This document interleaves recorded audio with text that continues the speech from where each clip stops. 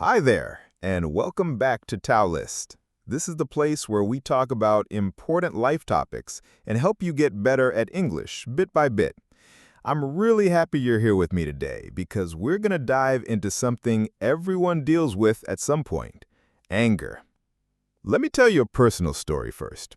A few months ago, I had a very long and hard day. I was tired, I had too much work to do, and I was hungry. That's a bad mix. Just then, suddenly, a friend called me and started complaining about something I had forgotten to do. I could feel my heart beating faster and my voice got louder. I said something I didn't truly mean, and right away, I wished I hadn't. Has that ever happened to you?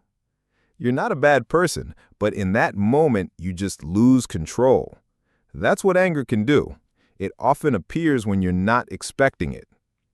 Anger is an emotion everyone feels. It doesn't matter where you live, how old you are, or what language you speak. Everyone gets angry sometimes. But even though it's normal, many of us were never really taught how to handle it. Some people try to hide their anger deep inside. Others show it in ways that hurt their relationships at work or at home. The truth is, anger isn't always bad. Sometimes it's a sign that something important in our lives isn't working well. Sometimes it can even be the start of a positive change. But we need to learn how to understand it, how to control it, and how to grow from it. In this episode, we're not here to judge ourselves for feeling angry. Instead, we're here to look at it calmly and honestly. We'll talk about what anger truly is, why we feel it, what happens when we ignore it, and how we can start to handle it in healthy and respectful ways. This isn't just about avoiding arguments. It's about learning more about ourselves and how we react. This way we can live with more peace, more control, and better communication with others. So, as we start, I want to ask you a question. You don't have to answer out loud. Just think about it quietly. When was the last time you felt angry? What caused it? And more importantly, how did you react? If you're listening to this, you're probably someone who wants to improve not just your English, but also your way of thinking and your emotional understanding. And that's something to be proud of. Learning how to manage anger isn't easy, but it's one of the most valuable skills we can learn in life. So, take a deep breath, get comfortable, and let's explore this topic together. By the end of this episode, you'll have learned some useful English words and phrases, and you'll also have new ways to understand yourself better.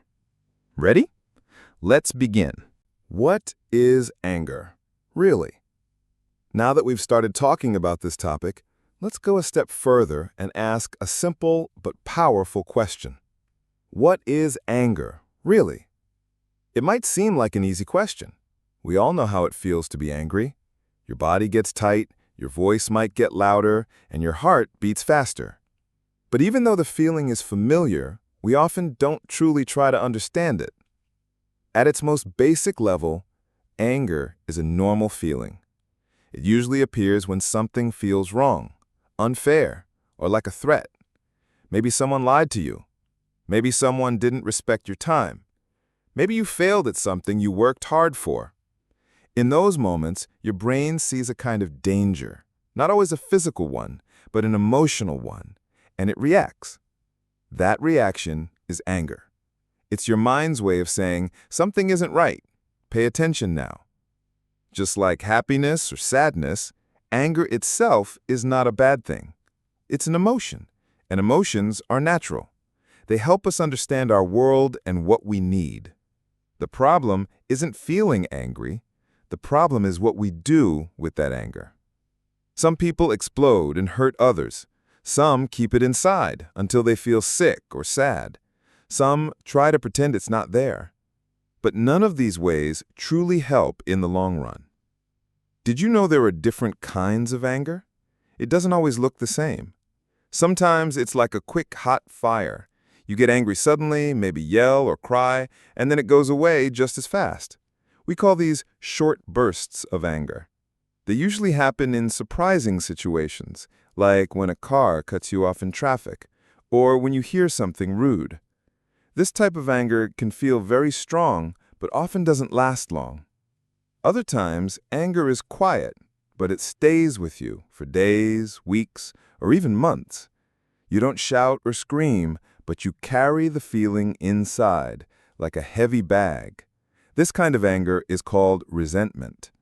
It often grows slowly, maybe because someone kept treating you badly, or because you never said how you truly felt. Resentment can be dangerous because it changes how we think and act, even if we don't notice it. It's like a slow poison. Inside your body, anger causes something called the fight or flight response. This is an old survival system in your brain. When your brain thinks there's danger, it gets your body ready to either fight the problem or run away from it. Your muscles get tight, your breathing changes, and your heart beats faster. This reaction helped our ancestors survive real dangers, like wild animals. But today, most of our threats are emotional, like stress at work, disrespect in relationships, or fear of failing. Your body reacts the same way, even if you're not in physical danger. That's why we sometimes feel out of control when we're angry. Our brain is sending emergency signals. Now, here's a question I want you to think about. Is anger always bad? At first, many people would say yes. It feels uncomfortable, it causes problems, and it makes people argue. But if we look deeper, anger also has a purpose. Sometimes anger is a sign that we care. It can push us to speak up, to take action, and to make changes. For example, if you feel angry when someone treats you unfairly, that anger might help you set a limit or protect your self-respect. Anger can also show us what we truly value, like fairness, honesty, or kindness, especially when we see those values being ignored. But here's the main point. Anger is not meant to control us. It's meant to guide us. Think of it like a warning light in your car. If the light comes on, it doesn't mean your car is broken forever. It just means something needs attention. If we ignore that light, things might get worse. But if we look at it, understand it, and fix the problem, we'll be in a better place. Anger works the same way. So today, I want to encourage you to change how you see anger. Don't see it as something bad or shameful, but as something human. We all feel it. What makes the difference is whether we use it as a tool or let it use us. In the next part of this episode, I'll explain what anger management truly is. Then, we'll look more closely at where anger comes from, what causes it, what sets it off, and why the same thing that makes one person furious might not bother someone else at all. There's a lot to discover, and it's all connected to how we see the world and ourselves. For now, just take a moment to think. What does your anger usually look like? Do you explode quickly, or do you keep it inside and carry it silently? How does your body feel when you're angry? The more you understand your own patterns, the easier it becomes to take back control. You're doing great, not just with your English, but with your personal growth too. And remember, understanding anger isn't about being perfect. It's about being aware, honest, and willing to grow. What is anger management? Now, let's talk about something very important.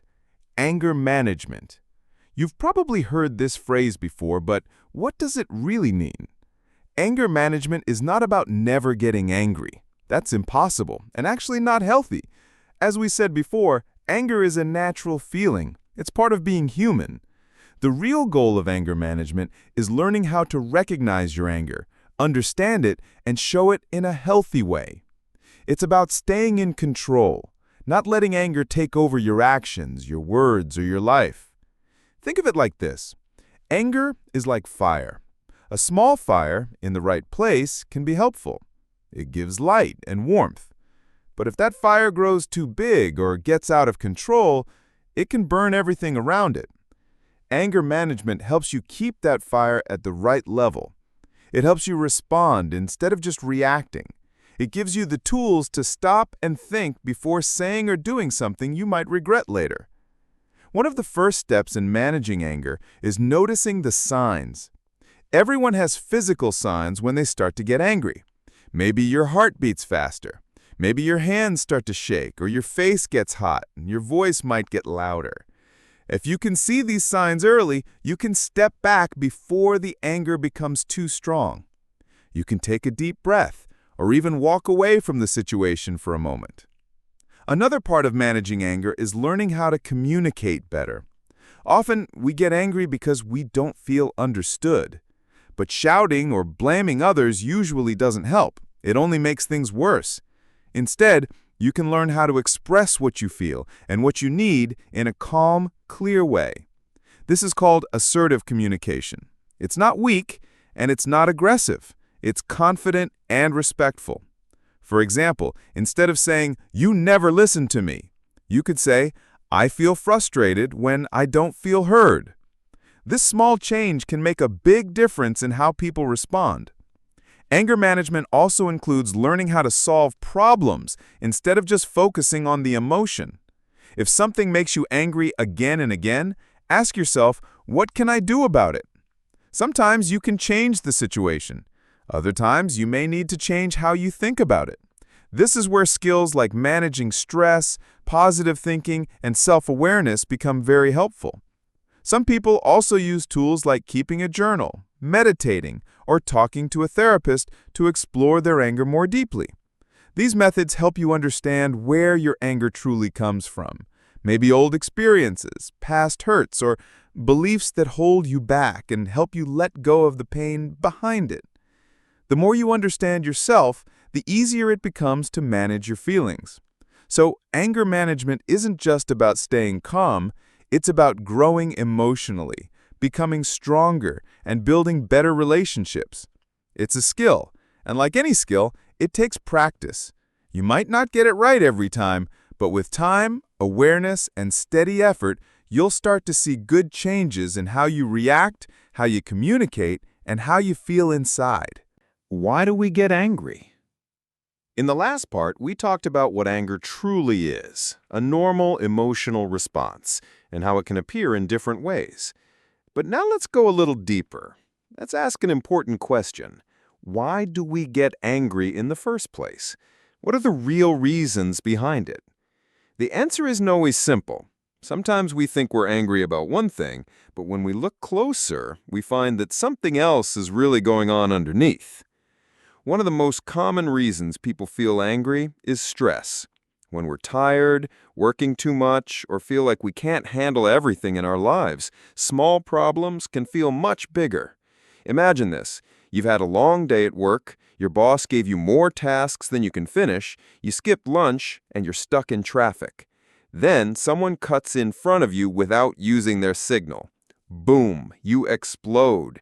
You yell, you hit the car horn, maybe you even say something you don't mean. But deep down, you're not just angry about the car, you're angry because you're overwhelmed. That car was just the last straw, the final thing that pushed you over the edge. Another common cause of anger is fear. This might surprise you, but many times anger hides fear underneath. For example, if someone you love is late coming home and they don't call, you might feel scared at first. But when they walk in the door, you don't say, "I was worried about you." Instead, you might say, "Why didn't you call me?" That anger is covering up the fear. It's easier to be angry than to show we're scared. This happens more often than we think, especially in relationships. Insecurity is another big reason. When we don't feel good about ourselves, we might react strongly to things that make us feel small, weak, or not good enough. If someone criticizes your work or makes fun of your accent, for example, you might feel angry right away. But the real feeling is insecurity. Maybe you're afraid you're not good enough, and that fear turns into frustration. That's why it's important to know what we believe about ourselves. When we don't feel strong inside, it's easy to get angry on the outside. Of course, there's also unfair treatment, or what we can call injustice. This one makes a lot of sense. When someone treats us badly, lies to us, or disrespects us, it's natural to feel angry. If you've ever been blamed for something you didn't do, or passed over for a job you deserved, you probably know what that kind of anger feels like. It burns. This type of anger often comes from a strong sense of right and wrong, and when people break those rules, we feel very upset. Let's not forget about setbacks, too. A setback is when something slows down your progress or makes you feel like you're going backward instead of forward. Maybe you studied hard for a test but failed, or maybe you prepared well for a job interview but didn't get the job. In those moments, you might feel disappointed at first, but if the feeling grows, it often turns into anger at the situation, at other people, or even at yourself. Setbacks create frustration, and frustration is a close friend of anger. Now, here's something interesting. What causes anger in one person might not affect someone else at all. This often comes from personal or cultural differences. For example, in some cultures, interrupting someone while they're talking is seen as very rude. It can make people very angry. In other cultures, people interrupt each other all the time during conversations, and it's not a big deal. The same goes for body language, how someone speaks, or even being late to a meeting. What one person finds disrespectful, another person might not even notice. Even within the same culture, people have different life experiences. Maybe someone grew up in a home where they were often blamed unfairly. Now, as an adult, they might get angry very quickly when they feel blamed, even if it's not truly happening. Another person might have been taught to always stay quiet and never show emotions, so they keep their anger inside for a long time until one day it all comes out at once. Let me share a quick example that many of us can understand. Imagine you're talking with someone and you're trying to explain your thoughts, but before you can finish, they interrupt you, not just once, but again and again. How do you feel? Annoyed? Disrespected? Angry? For some people, this situation can be a major trigger, especially if they already feel like their voice isn't heard in other parts of their life. That's why it's important to understand your own triggers, the things that push your emotional buttons. So now, take a moment and ask yourself, what usually makes you angry? Is it when people don't listen to you? When things feel unfair? When you're under too much pressure? Is it connected to past experiences or who you are as a person? The more clearly you understand what causes your anger, the better you can respond when those moments happen. You can pause, take a breath, and choose how to react instead of just exploding without thinking. This is the first step toward emotional strength and better communication. Remember, anger is not the enemy, but when we don't understand where it's coming from, it becomes harder to control. In the next part of the episode, we'll talk about healthy versus unhealthy anger. For now, just keep this in mind. Every emotion has a story, and behind your anger, there's always something more. Be curious, be kind to yourself, and keep learning. Healthy versus unhealthy anger. Let's take a moment now to talk about something really important. The difference between healthy and unhealthy anger. Yes, that's right. Not all anger is bad. Anger itself is a natural feeling, like sadness, joy, or fear. It can actually be helpful when we understand it and show it in a healthy way. The real problem is not the anger itself, it's what we do with it. So what does healthy anger look like? Well, it's when we feel angry, but we choose how to respond. We don't explode, we don't hurt others. We express how we feel in a clear, respectful way. For example, saying something like, "I feel upset when I'm interrupted," or "I need a break right now, I'm getting frustrated." This kind of response helps others understand our limits without turning the situation into a big fight. On the other hand, unhealthy anger is when the emotion takes control of us. We might blow up, yell, say hurtful things, or even become aggressive. Or we might keep everything inside and pretend we're fine, while feeling bitter for hours or days. In both cases, we aren't truly managing the emotion. We're either letting it out in a harmful way or pushing it deep down until it becomes resentment. Sometimes unhealthy anger is linked to deeper problems, like needing everything to be perfect or needing to control every little detail. Maybe things didn't go exactly as we planned, and that makes us feel like we failed. Maybe someone acted in a way we didn't expect, and we feel disrespected. When we expect everything to be perfect or want to control every little detail, it's easy to get annoyed or angry over small things. Have you ever lost your temper over something small, only to realize later that the real reason was stress or pressure building up? There are also people who react quickly, without thinking. This kind of impulsive behavior can make anger dangerous. One harsh word, One angry message, one big reaction can damage a friendship or relationship. That's why we often hear phrases like, bite your tongue, which means stopping yourself before saying something you'll regret, or take a step back, which means giving yourself space before responding. Another common saying is, cool off. This means to calm down before you talk or act. So, how do we keep our anger healthy? It's all about awareness and simple methods. One of the first steps is to pause. When you feel that emotional heat, stop. Just breathe. Take a few slow, deep breaths. This gives your brain time to calm your body's reaction. The next step is to name the emotion. Ask yourself, what exactly am I feeling? Is it frustration, fear, embarrassment? Sometimes just naming the emotion helps to lessen its power. Another useful method is to imagine yourself from the outside. What would you say to a friend in this moment? Would you tell them to yell and break something? Or would you suggest that they step away, cool off, and talk later?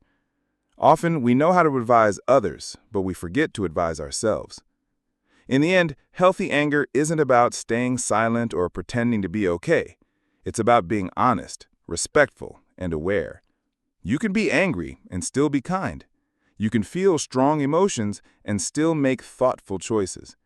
So next time something bothers you, try to pause, breathe, name it, and choose a better way to respond. Because managing anger isn't about being perfect. It's about being in control of your reaction, not letting your reaction control you. In the next part of the episode, we'll talk about what happens when we don't manage our anger, the cost of losing control, and the effects it can have on our relationships, our work, and our health. But for now, just remember, anger doesn't have to control you. You can learn to control it, and that's a powerful thing. The cost of uncontrolled anger. We've talked about what anger is and what causes it. Now it's time to talk about what happens when we don't manage it well. Because, let's be honest, we've all had moments when we exploded at someone. Maybe we lost our cool in a meeting, during an argument, or even while talking to someone we care about. At that moment, it can feel like anger is in control, not us. And when anger controls our actions, it often leads to damage. Sometimes we can fix it, and sometimes, sadly, we can't. Let's start with relationships. Whether it's your partner, your family, your friends, or your coworkers, when anger is left unchecked, it creates distance. Imagine yelling at someone you love. The words come out fast, maybe even harsh. You say something you didn't truly mean just because you were upset. And then comes the silence, that heavy feeling afterward. Maybe they walk away, maybe you walk away, and even if you apologize later, something has changed. Trust is like paper. Once it's crumpled, it's hard to make it smooth again. Here's a question to think about. Have you ever said something in anger that you later regretted? I know I have. Most people have. It's part of being human. But when it happens too often, people start to feel unsafe around us. They begin to avoid talking to us. They stop sharing how they feel. They may even walk on eggshells, meaning they try very carefully not to say the wrong thing that might upset you. In the long run, uncontrolled anger pushes people away. And the sad part is, sometimes all we really wanted was to feel heard or understood. It's not just personal relationships either. Anger can also hurt our careers. Think about a job interview or a team meeting. If you can't handle criticism or pressure without getting emotional, it creates a bad impression. People might think you're too difficult to work with, or that you can't control your feelings. Losing your temper at work, shouting, slamming doors, or sending angry emails can ruin chances for professional growth. Even if you're great at your job, your attitude becomes a problem. And let's be honest, nobody wants to work with someone who's always angry.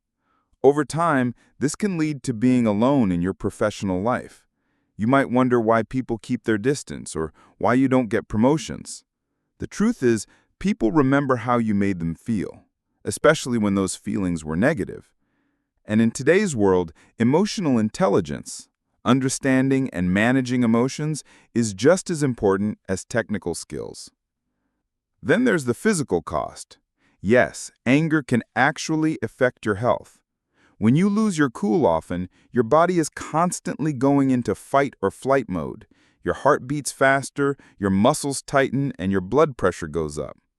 Over time, this stress can cause serious problems like heart disease, headaches, trouble sleeping, and even a weaker immune system. Anger doesn't just affect your mind, it stays in your body.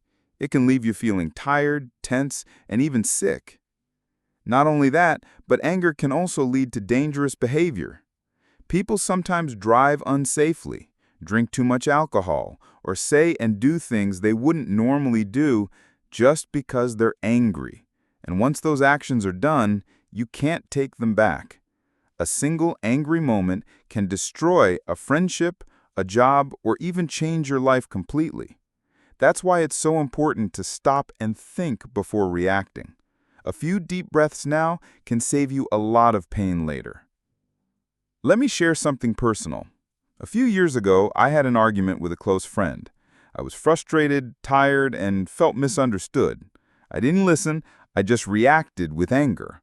I exploded over something small and said things that hurt them. We didn't talk for months after that.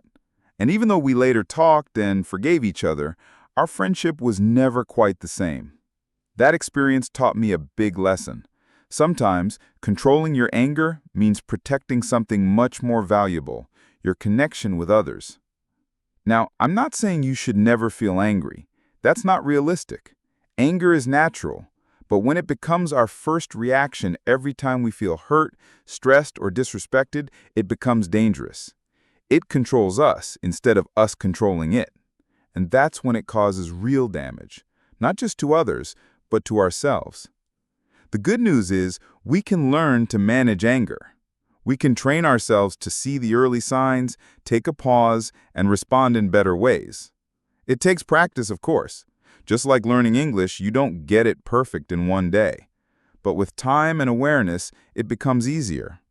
So next time you feel that anger rising, ask yourself, is this really worth it? Will I still care tomorrow? Will my words build something important or break it? Taking that moment to think could be the difference between losing control and growing stronger. A shift in thinking. Anger as a messenger. So far, we've talked about the bad effects of uncontrolled anger, how it can hurt our relationships, our careers, and even our health. But now I want to introduce a different idea, something that might surprise you. What if I told you that anger isn't always your enemy? What if instead of trying to hide it or push it away, we could actually learn something from it? You see, anger isn't just noise or burst of fire. It's also a message. It's a signal that something important is happening inside you. It might be a sign that a limit has been crossed, that you feel disrespected, or that something in your life is not working the way it should. When we start to look at anger with self-awareness, understanding our own feelings, we can begin to understand what it's trying to tell us. This idea is all about a mindset shift. Your mindset is the way you think about something, and changing your mindset can completely change how you deal with anger. Instead of thinking, I shouldn't feel this way, you can ask, why do I feel this way? That small change in thinking opens the door to emotional intelligence, the ability to understand and manage your own emotions, and also understand how others feel too. Think about a time when you got angry at someone for interrupting you, maybe during a conversation or a meeting. On the surface, it looks like a small problem, but if you stop and think, the anger might be telling you something deeper. Maybe you didn't feel respected, or maybe you've been feeling unnoticed in other parts of your life too. When you pay attention, anger helps you discover what truly matters to you. That's not weakness, that's wisdom. In fact, anger can sometimes help us grow. Let's say you keep feeling angry at work because your time is not respected. People constantly give you more tasks without asking. If you never notice or say anything, that anger just builds up. But if you listen to it, you might realize that it's time to set a boundary, to speak up, to protect your time and energy. In this way, anger becomes your teacher, It shows you where something needs to change. This idea is not new. In fact, it has deep roots in many cultures. In Buddhism, for example, anger is not seen as evil. It's seen as energy, powerful energy, and the goal is not to destroy it, but to understand it. The Buddha taught that emotions like anger can become paths to understanding if we're willing to look closely. In Stoic philosophy, ancient thinkers believed that anger comes from wanting things to be different than they are, and that by accepting what we cannot control, we can feel peace instead of rage. One quote I often think about is from the Stoic philosopher Seneca. He said, "The greatest remedy for anger is delay." That means when you feel anger rising, pause, take a breath, listen to what your anger is trying to say. Don't just react, think about it. And that's really the key. Anger is not a bad emotion. It's a powerful one. But it becomes harmful only when we ignore it or let it explode. If we take the time to explore it with curiosity and honesty, we can turn anger into a tool for better communication, stronger relationships, and a deeper understanding of ourselves. So next time you feel your anger rising, instead of pushing it down or letting it explode, try asking, what is this emotion trying to tell me? What am I really feeling beneath the surface? These questions can open the door to healing and to becoming a calmer, wiser version of yourself. In the next parts of the episode, we'll talk about how we can start to manage anger in practical, healthy ways. We'll look at simple strategies you can use in your daily life, tools that can help you stay calm, speak clearly, and protect your relationships, health, and peace of mind. Remember, you have the power to respond, not just react. Simple ways to manage anger. Understanding your anger is a strong first step. But now, let's talk about something just as important: how to manage it when it shows up in real life. Because, let's be honest, even if we understand why we're angry, it doesn't always stop us from snapping at someone, raising our voice, or saying something we'll later regret. That's why having simple, practical ways to handle it can make a huge difference. One of the most powerful tools, and also one of the simplest, is breathing. When we're angry, our body goes into something called fight or flight mode. Our heart beats faster, our muscles get tight, and our mind starts racing. But by slowing down our breath, we send a message to the brain. It's okay, I'm safe. You can try something called box breathing.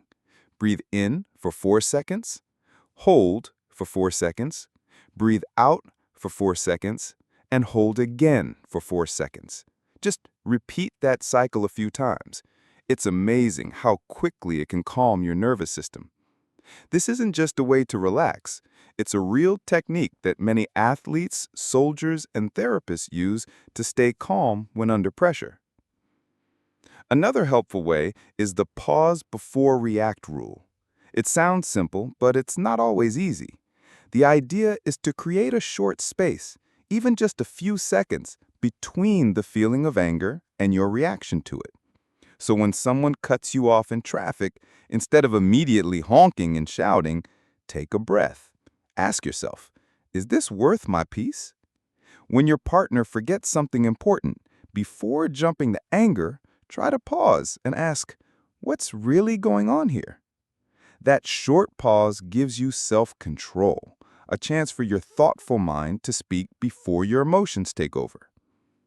Keeping a journal is another method that works very well, especially for people who often feel angry for a long time or are stressed. Writing things down helps you understand your patterns and see things more clearly. For example, you might start to notice that you always get angry after long meetings or when you skip meals. This kind of self-awareness can help you prepare in advance or change your daily habits. You don't have to write a full diary every day, just a few lines about what you felt, what happened, and what you wish you had done differently. Sometimes the best choice is to walk away. And no, this doesn't mean you're weak. In fact, walking away can be a sign of strength. If you feel like you're about to explode, it's completely okay to say, I need a few minutes to cool down, and step out. Go for a short walk, get some fresh air, and give your body and mind a break. It's better to step away and return to the conversation later with the clearer head than to lose control in the moment. Let me share a quick story. A friend of mine who works in a very stressful office used to get angry at small things. A coworker interrupting her, a client being rude, even bad coffee in the break room. She started keeping a small notebook in her bag. Every time she felt herself getting upset, she wrote 1 or 2 lines. Just doing that helped her slow down, think, and often smiled at how small the problem actually was. She told me, it doesn't fix everything, but it gives me back my power, the power to choose how I respond. That's the kind of control we're aiming for, not perfection, just progress. And that brings me to one of my favorite reminders when it comes to growing emotionally. Progress, not perfection. You're not going to get it right every time. You might still lose your temper sometimes or say something you didn't mean. That's okay. What matters is that you are trying and learning.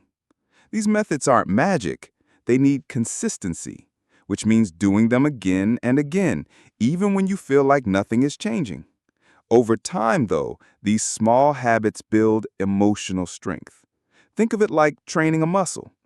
If you go to the gym one time, you won't become strong overnight. But if you go regularly, with small efforts each time, you'll get stronger. Managing anger is the same. Each time you pause instead of shouting, breathe instead of blaming, or think instead of reacting, you're training your emotional muscles. So, what's one technique you can try today? Maybe it's deep breathing during a stressful moment. Maybe it's writing a few thoughts in your journal tonight. Or maybe it's just noticing when you start to feel annoyed and giving yourself permission to pause. Whatever it is, remember that the goal isn't to never feel anger again. It's to respond to it in a healthier, wiser way. A simple, step-by-step method to manage your anger in daily life. So now, let's talk about a simple, step-by-step way to manage your anger in daily life. You don't need to be a special expert to do this. These are things anyone can try, whether you're at home, at work, or walking down the street. Step 1. Awareness. This means knowing that you are starting to get angry. Maybe your heart is beating faster. Maybe your face feels hot. Maybe you start raising your voice. The earlier you notice it, the easier it is to control. Step 2. Pause. This can be the hardest part, especially when your feelings are strong. But even just taking one deep breath can help. You don't have to fix the problem right away. You just need to slow down. Like the teachings from Islam suggest. Sit down, wash your face, or move away from the situation if you can. Step 3. Name your feeling. This may sound simple, but it's powerful. Instead of saying, I'm angry, try to be more specific. I feel disrespected. I feel frustrated. I feel scared. Often anger is covering another emotion, like hurt or sadness. Naming the real feeling gives you more control and understanding. Step 4. Reflection. Ask yourself, why am I angry right now? What happened before this? What am I really reacting to? These kinds of questions help you look deeper. Is it about this one moment or something bigger from your past or your stress levels? Step 5. Choice. This is where your power truly lies. Once you understand your anger, you can choose how to respond. Maybe it's speaking calmly. Maybe it's walking away. Maybe it's waiting until you've calmed down. You are not your anger. You are the one choosing how to deal with it. Step 6. Release. After you've managed the situation, let it go. Holding on to anger, especially in silence, can turn into bitterness. If possible, talk about it. Write it down or pray, meditate, or take a walk. Letting go doesn't mean pretending it didn't happen. It means giving yourself peace. Step 7. Practice. Like anything in life, managing anger takes practice. You won't get it right every time. That's okay. The goal is not perfection, it's progress. Every time you pause instead of shouting, every time you breathe instead of reacting, you're growing. Managing anger is a journey. Religion, culture, and science all agree. When we control our anger, we create space for wisdom, connection, and peace. So next time you feel that heat rising inside, remember, you're not weak for feeling angry, but you are strong if you can stop, breathe, and choose your response. In the next part of this episode, we'll explore how to fix the damage when anger has already hurt someone or something. Because let's face it, we all make mistakes. The good news is that healing is possible, and it often starts with just one honest conversation. What gets in the way? Now that we've talked about ways to manage anger, you might be wondering, if the tools are so simple, why aren't we all using them? Why do we still lose our temper, shut down, or stay angry for days? That's a very important question. And the truth is, managing anger isn't just about knowing how, it's also about understanding what stops us. One of the biggest inner challenges many people face is perfectionism. This is the belief that we always have to do things perfectly, that mistakes show weakness, or that feeling angry is somehow bad. If you ever thought, I shouldn't feel this way, or why can't I stay calm like other people, you're not alone. Perfectionism can make us feel like we're failing every time we get upset. But the truth is, anger is a normal human emotion. Nobody gets it right all the time. Expecting yourself to be calm and collected all the time isn't realistic, and trying to be perfect can actually make anger worse. It builds pressure inside, and when that pressure becomes too much, it often comes out in ways we don't expect. Another common problem is self-doubt. Sometimes we feel like we don't have the right to speak up. Maybe we grew up in a home where showing emotions wasn't allowed. Maybe we've been told, directly or indirectly, that being angry means we're difficult or too emotional. So instead of showing anger in healthy ways, we push it down, pretend everything is okay, and try to stay quiet. But that anger doesn't disappear. It stays inside and often turns into stress, sadness, or even physical pain. Self-doubt makes us question our own feelings. Is this really important? Or maybe I'm overreacting. This constant questioning makes it harder to trust ourselves and harder to respond in healthy, confident ways. And then there's shame, that deep feeling that something is wrong with us because we feel angry. Shame doesn't just tell us that we did something bad, it tells us that we are bad. This can be especially strong if you've ever been punished for showing your feelings or made fun of for getting emotional. Shame can lead us to hide, avoid talking to people, or turn anger inward. Instead of working through it, we get stuck. We feel alone, and sometimes we even start to believe that we are not worth the effort of changing. But anger doesn't only live inside us. Sometimes the problem comes from social or cultural pressures. In many cultures, anger is seen as something negative or even dangerous, especially for certain groups of people. For example, men might be taught that showing sadness is weak, so they show their pain through anger instead. On the other hand, women are often told that being angry is unattractive or too aggressive, so they learn to stay quiet even when something feels unfair. Different cultures also have different expectations about showing emotion. In some places, it's normal to raise your voice and show strong feelings. In others, people are expected to stay calm and polite, no matter what. These messages shape how we react to anger and how we feel about it in ourselves and others. All of these factors, perfectionism, self-doubt, shame, and cultural pressure, can create strong barriers between us and the emotional freedom we need to live fully and honestly. They make it harder to use those ways of managing anger we talked about earlier, even if we want to pause, breathe, or walk away. Sometimes something deeper holds us back. So here's a question to think about. What stops you from dealing with anger differently? Is it fear of being judged? Are you worried that you'll lose control? Maybe no one ever showed you healthy ways to handle emotions. Maybe no one ever told you it's okay to be angry and that your feelings are valid. Whatever the reason, it's important to remember this. Learning to manage anger is not about becoming perfect. It's about becoming aware. It's about being kind to yourself even when you don't respond the way you wanted to. That's called self-compassion. The ability to treat yourself with the same care and patience you would give to a friend. When you make a mistake, pause and say, "It's okay. I'm learning. I can try again next time." This simple way of thinking can help break the cycle of shame and silence. Patience is key too. Real change doesn't happen overnight. It takes time to unlearn old habits and build new ones. Some days you'll feel strong and clear. Other days you might go back to old patterns. That's normal. What matters is that you keep showing up, keep trying, and keep learning.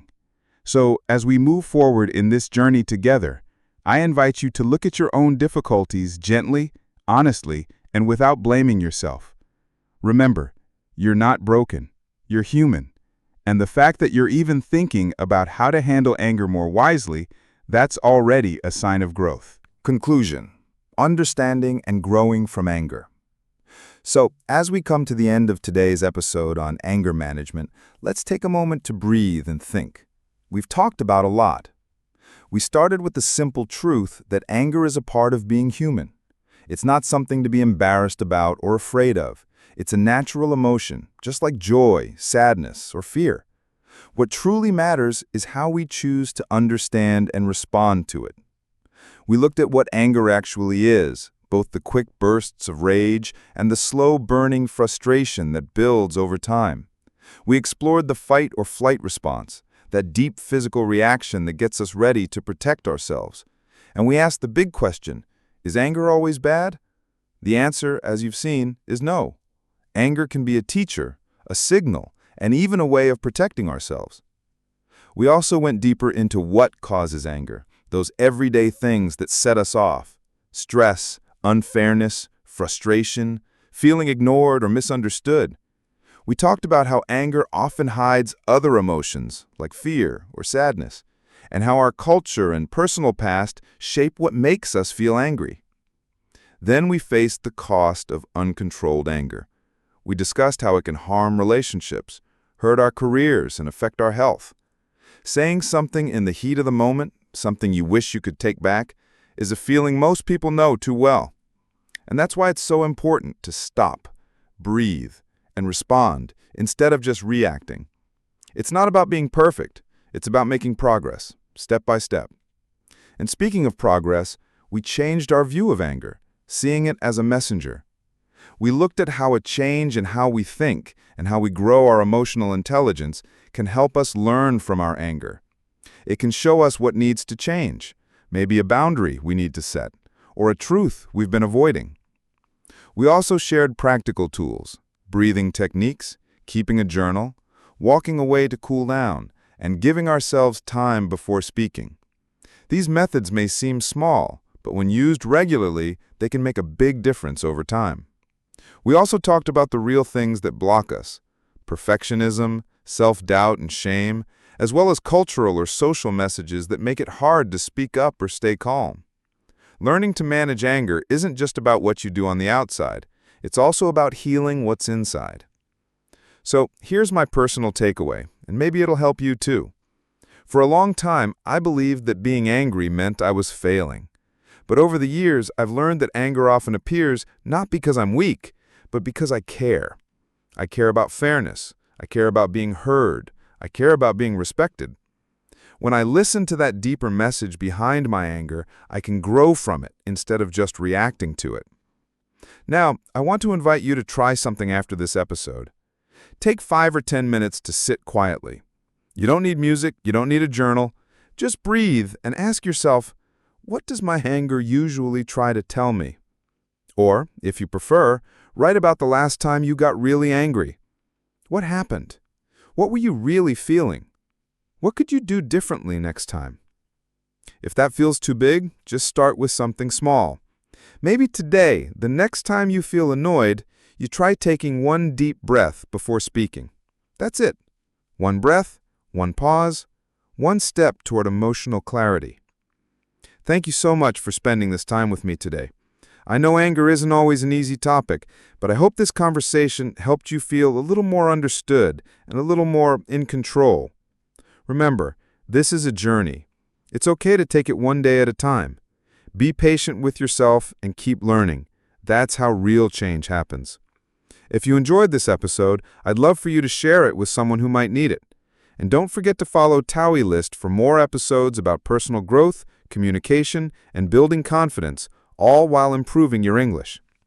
Next time, we'll be talking about self-discipline, what it really means, how to build it without getting worn out, and why it's more about kindness than control.